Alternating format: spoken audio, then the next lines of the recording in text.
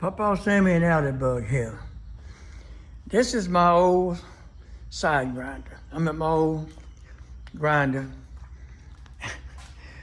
Most of my tools is kind of like me. They're getting old and beat up on. But I put it on a little dolly with wheels where I can kind of roll it around and move it.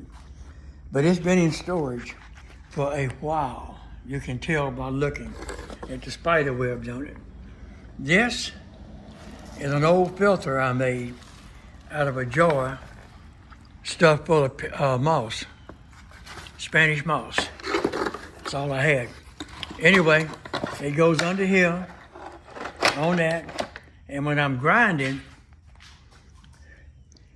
on the wheel, it throws all the rust and dust in that filter, and it catches it. It's like me, it's old, but it works. Pawpaw, Sammy, and Bug here. Well, some of my tools is doggone years as old as I am.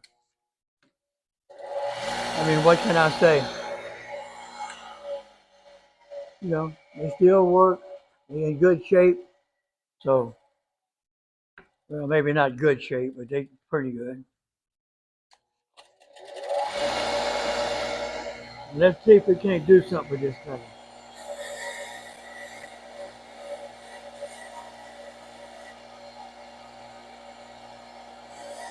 Well, this thing got some rust on it. Try it the other way.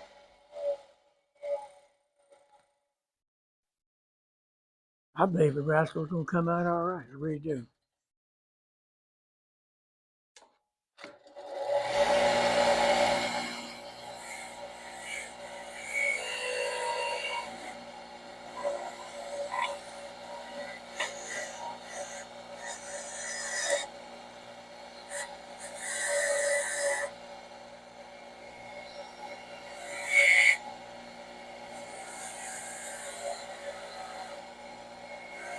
Now, I don't want to do the whole video on this.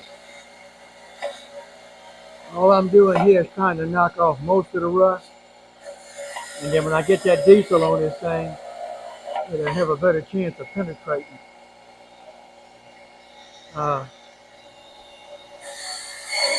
That's all I'm trying to do now. But I don't think the wrench is in as bad a shape as I thought it was. A lot of surface rust. A lot of surface rust. So I'm going to continue on with this. Get it cleaned up. Get it soaking in the diesel and we'll take it. It looks a lot better. I got most of the surface rust off of it.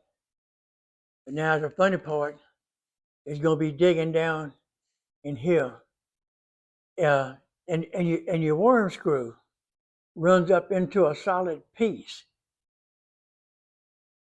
It runs right up into that solid piece right there. That's going to be a job getting it loose. But I'll get it loose some kind of way. All right. Now the next step is get the handle off and get my diesel. I tried every way in the world to get this handle off. And I really fought with it, and I kept oiling it down with penetrating oil. So finally I took this and gripped it and very gently tapped it with a hammer, and I got it loose. I really didn't think I was going to be able to get that off there, but I did get it loose. Now, if I ever get the thing off again, pull the handle off, get that out the way. Now we're starting to get into this thing. Still rusted solid. I think I'm going to buff this off. Then I'm going to take my propane torch. I'm going to heat this thing. I'm going to crack that rust. All right, then I'm going to go down there and get me a 5-gallon can of diesel. And this big boy is going to lay in diesel for about the next 2 or 3 days. And I guarantee you, it'll get right. There's a reason I don't throw anything away. My granddaughter threw it away. I saw it, I picked it up. And you know what it's going to use for? It's going to be ideal for soaking that big crescent wrench in diesel. Not gonna be able to beat that. Look at this. What do you think about that? Perfect. Now all I gotta do is get this diesel in there. And this is off-road diesel, I mean on-road diesel. It's got the coloring in it. So I'm gonna turn the phone off for a second and get the diesel in there and I'll come right back. Okay, there it is, soaking in diesel. This ought to do it. I'll let it soak, 2 or 3 days, maybe 4. Then I'll pull that rascal out of there and I'll work on it some more. I'll free it up.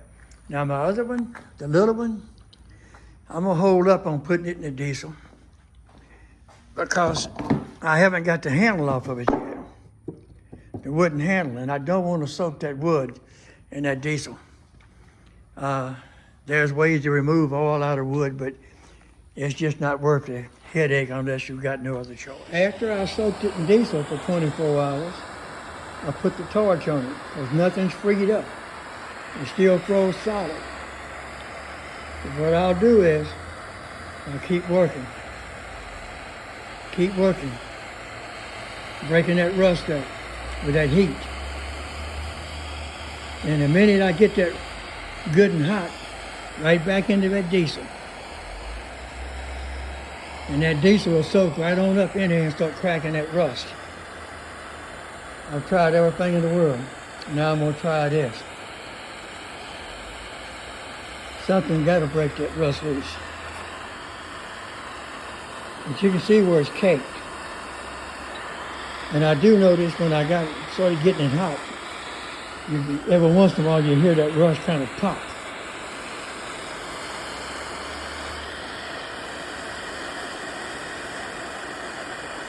And notice I got it jammed in where if the diesel caught, if there's enough diesel to burn, it's not gonna hurt anything.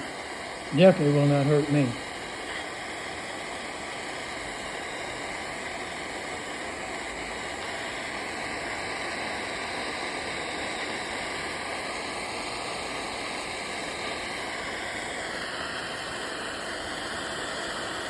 Well, I'm gonna try that.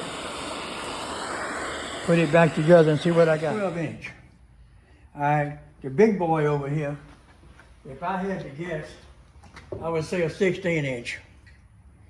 Maybe 18, if I could find my tape right quick. Okay, so if that's 11, yeah, that's a 14-inch. What is that? That's 12, and that's 14. Okay, so she asked a question. What is that? What is it used for? That is a wrench. It's not a pipe wrench because if you look, there's no threads on it. There's no grooves. It's smooth. It's slick. So if you tried to hook a pipe or something that's round, it's just going to slide. It's not going to catch. All right, Knuckle Buster. Oh. All right.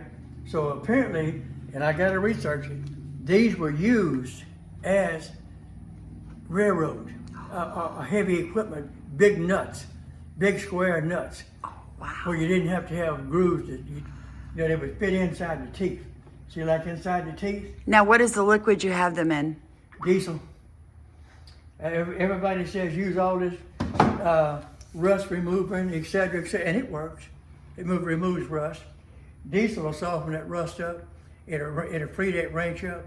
When I get it out, clean it up. You can see it falling. If you look at the bottom, there's rust collecting. Sure is. Look at that. The rust is just falling off in the bottom of that diesel. Well, y'all. yeah, that diesel take it out of there. That's got no choice. I have a question, Pawpaw. Did you just pull up to the gas station and No, into that? actually, I broke the lock. Oh. That's not a proper container.